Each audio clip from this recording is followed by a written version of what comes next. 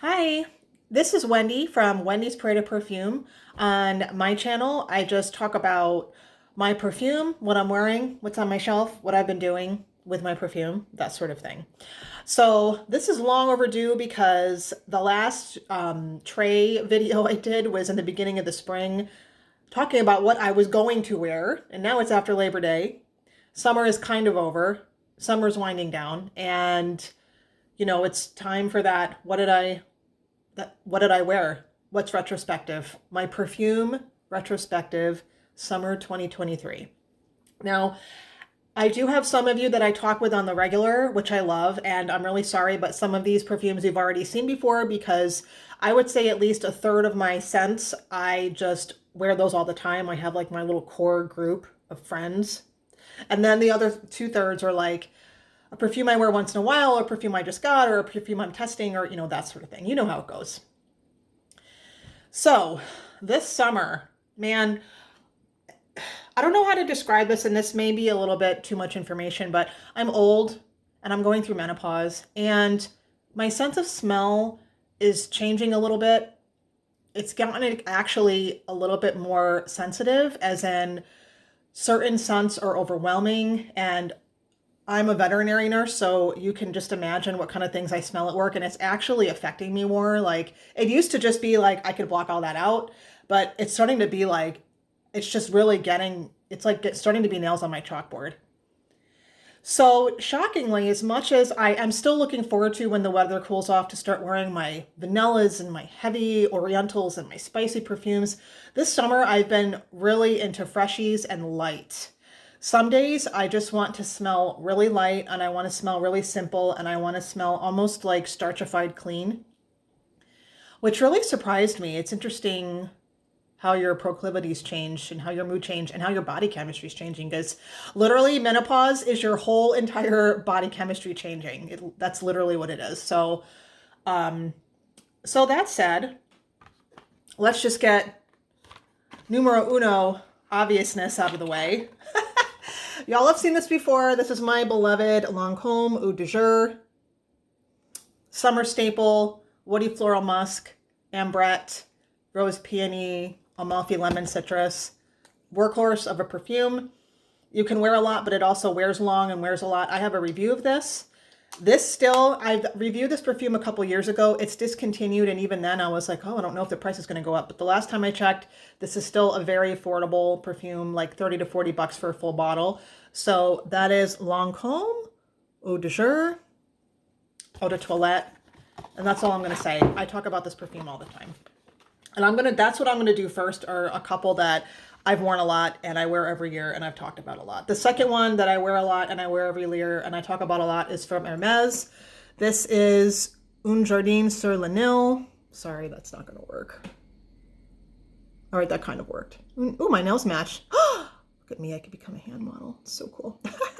Anyway, Un Jardin sur le Nil, especially this year, and this bottle's getting a little bit old, so it could even be changing in the bottle, but I've been craving this like green vegetal, slightly aquatic, but more like cold incense and sycamores and water rushes and carrot tops and mangoes.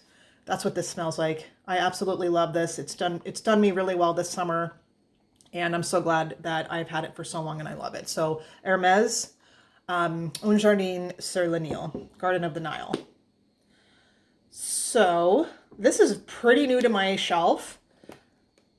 This is Kate Spade, Walk on Air, another super affordable scent.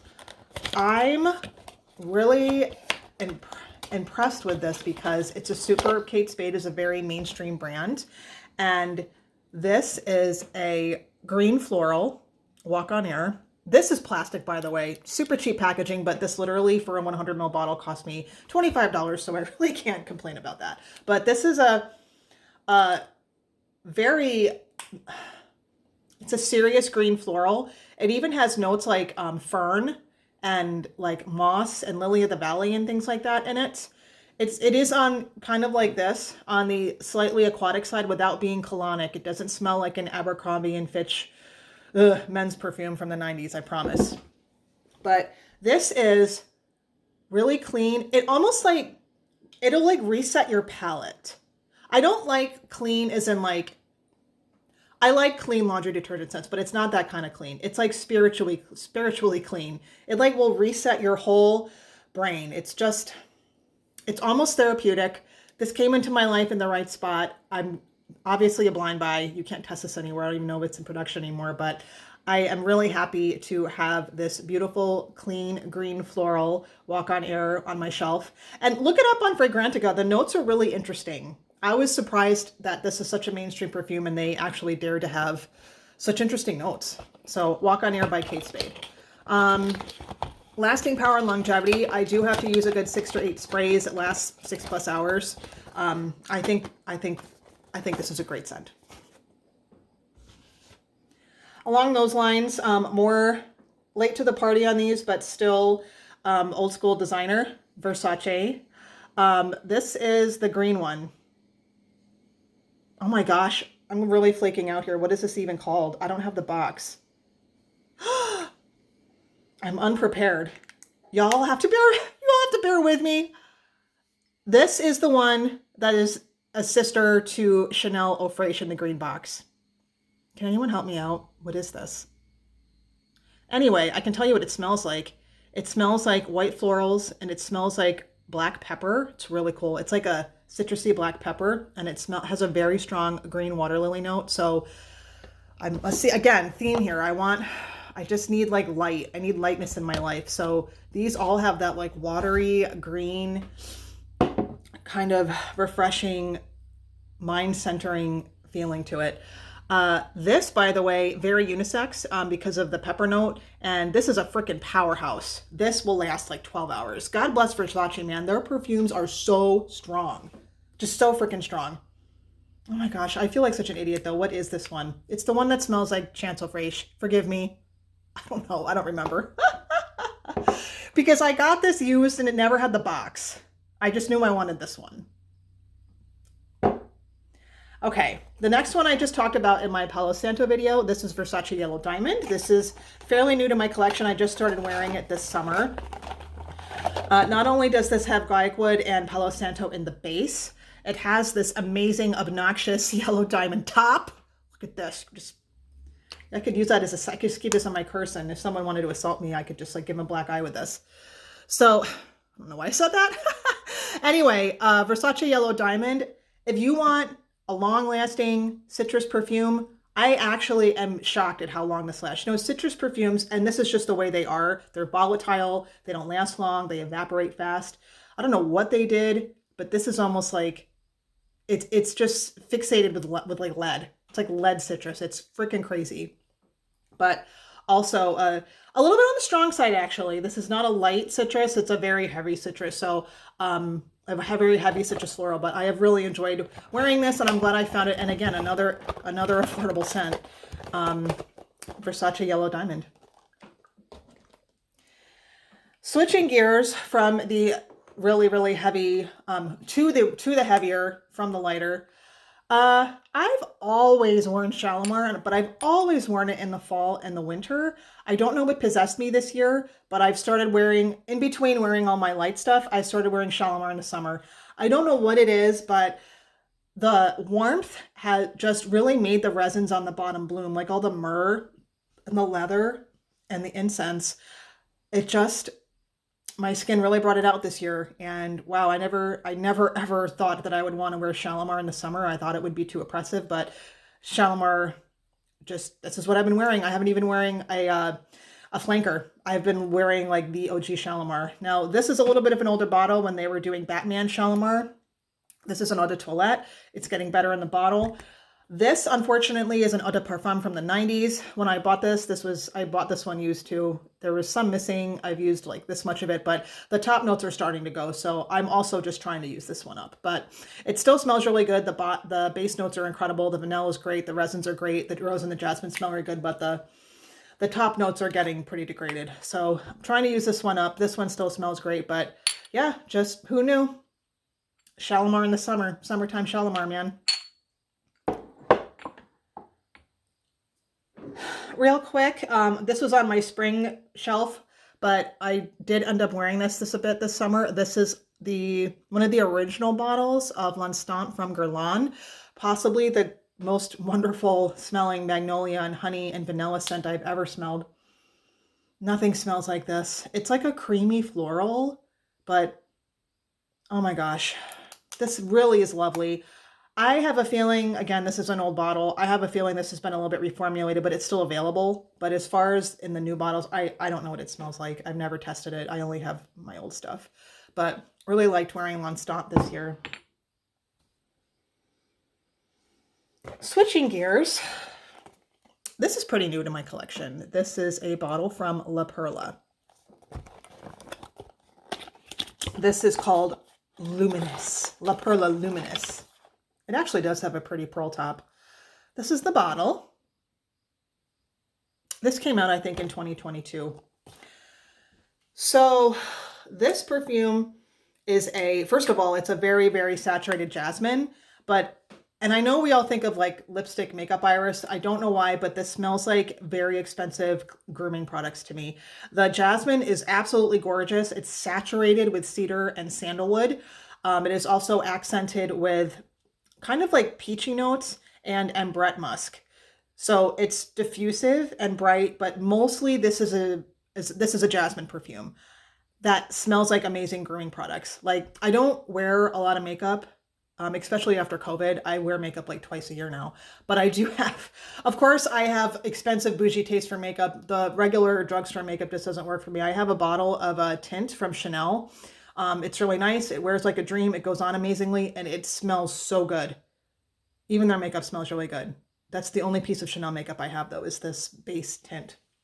That works really well too, by the way. But this reminds me of that. It just, I'll like do a couple of sprays, and then I'll even spray my aura around me, and I just feel like I I'm $1,000,000, and then I can afford really amazing grooming products from like head to toe when I wear this. La Perla Luminous. So saturated. I guess the category would be like a woody white floral with the jasmine and sandalwood and cedar. This is not groundbreaking, but I really like it. And I've worn this a lot. A little dab will do you too. It's pretty strong. So this is a perfume of neglect. I got this. This is how much perfume I have. I've probably had this box for over 2 years, and I still have neglected to test it because I'm a horrible person and I don't appreciate what I have. But I probably just bought it on a whim and then I kind of forgot about it. So Bukara from Galavant. This is supposed to be a spicy iris, and I like spice. I have 1 or 2 perfumes that have that like iris with like clove or pepper and stuff like that. I really like that idea, and I like that accord, but it's not real common. So I was really excited to get this. And while this is nice, it's not spicy. I don't know what they're talking about. This smells like, albeit a well done, it smells like there's kind of iris butter in here versus like iris aromacologos, like Iravone and things like that. I don't detect any of the spices. Has anyone tried this Bukara from Galavant? I don't think it's a spicy iris. Now, this is only a 30 ml bottle. I do enjoy wearing this. This kind of reminds me of Infusion d'Iris from Prada. Still rather disappointing, only because my expectations were not met. It's a solid perfume. It's a nice iris scent, but I was looking for a spicy iris. A little more than just like a well done, straightforward iris, which is more what this is. So tried to get into this, tried to wear this over several days. I figured if I wore it on really hot days, it would maybe bring out some of the spice, and it just was not happening. So that's okay. I'm still going to wear it off and on because I'm a sucker for Irish perfumes.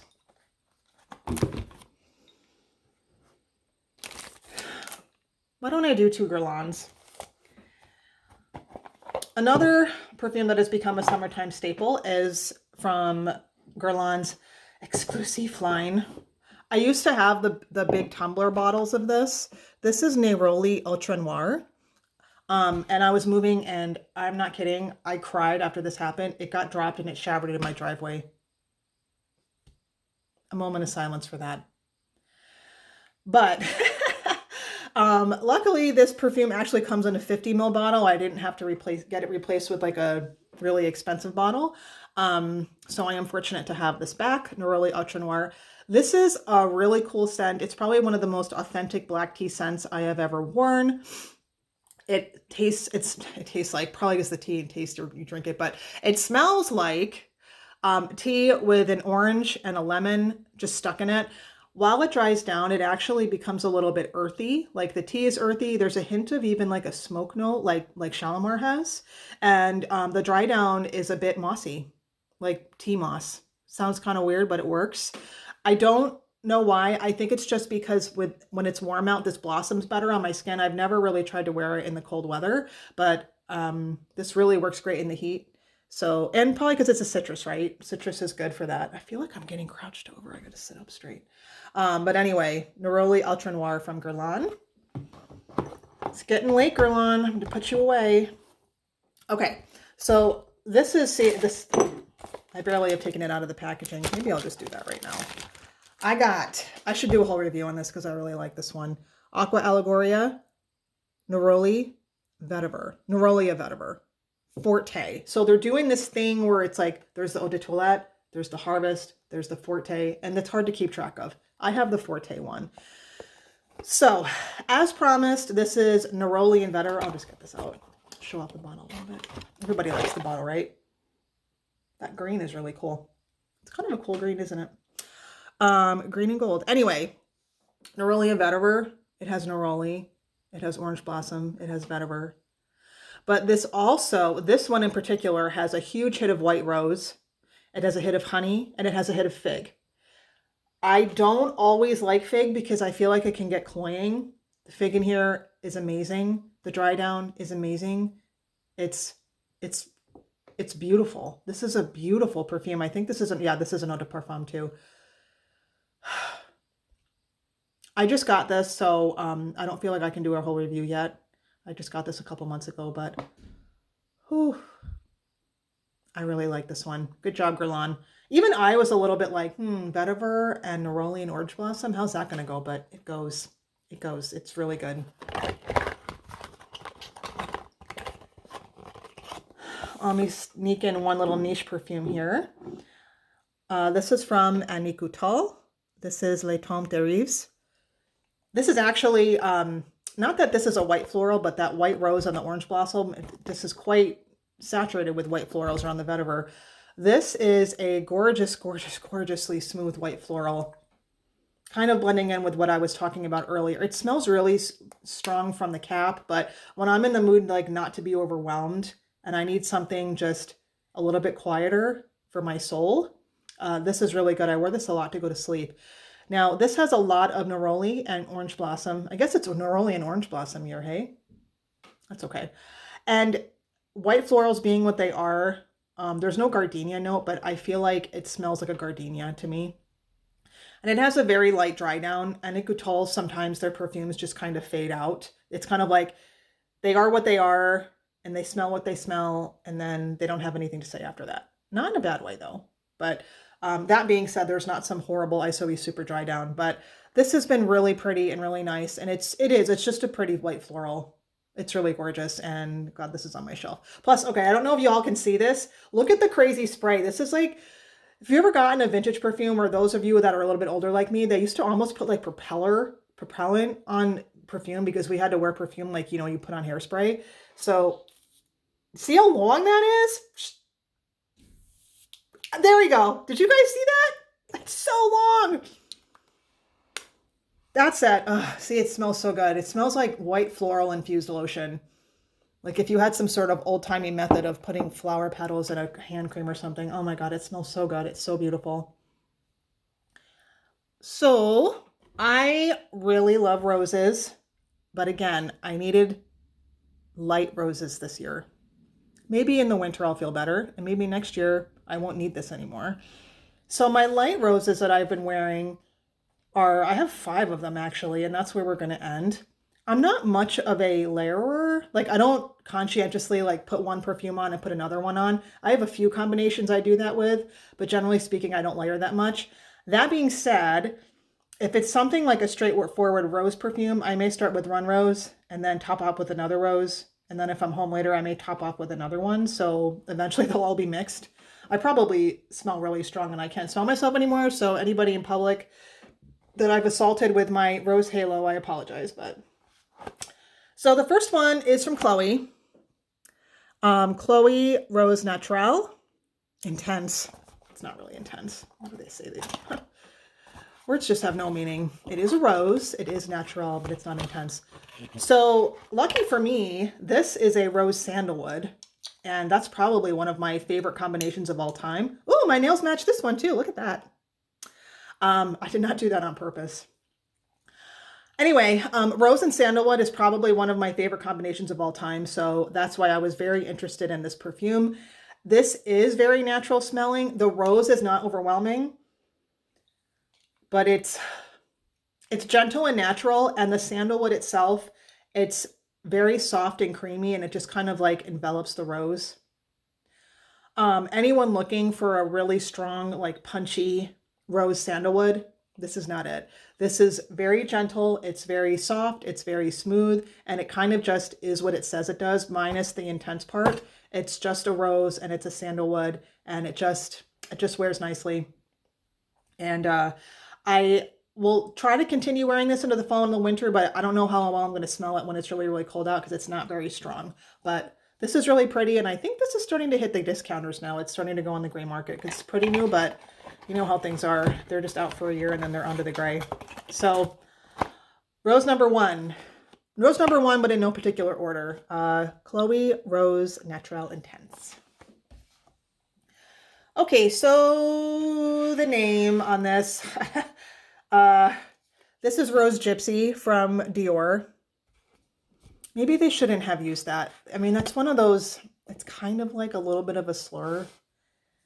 But Gypsy also means like free-spirited person, but it's also like that's a stereotype. I don't know. Be that as it may. This is a really pretty scent. I actually bought this for myself for my birthday in May. This is a spicy rose, but not that spicy. Again, I need it to be a little bit toned down this year. So Rose Gypsy, it wears a little bit light, but it wears a little bit long. It's kind of like rose with a drop of patchouli, with a drop of spices, and enveloped in some musk. That's pretty much what it is. This lasts a really long time on my skin too, but it wears really well in the heat, in that the rose and the spices don't get too overwhelming. It's not one of those. So Rose Gypsy, what do y'all think of that name? I don't know. I don't know if that was a good idea. Back to Guerlain. Back to the Guerlain and the Harvest versus the Forte versus the Eau de Toilette versus the Aqua Allegoria. This is Aqua Allegoria Rosa Harvest. Rosa Harvest. So, this is quite basic, okay?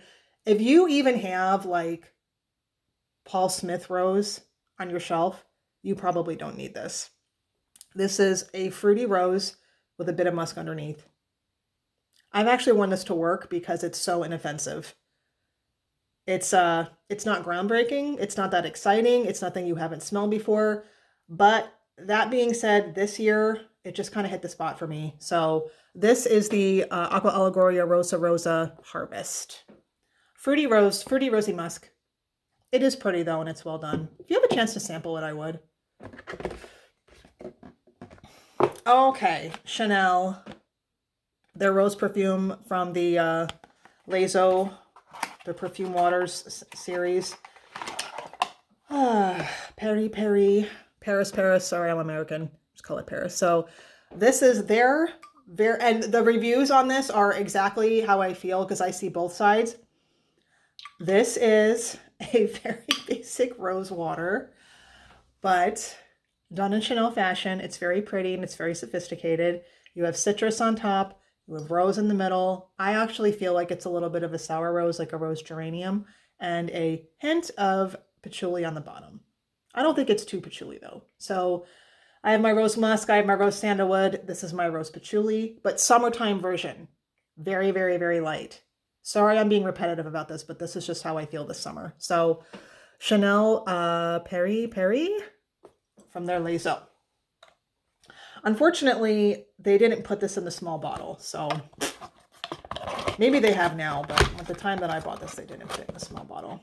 And the last rose perfume, actually going back to Chloe, I guess I could have planned that better, but my perfume videos are pretty impromptu, so I don't really think about these things in advance. As evidenced by, I don't even know what that Versace perfume is called. Shame on me. Shame. I really like it though.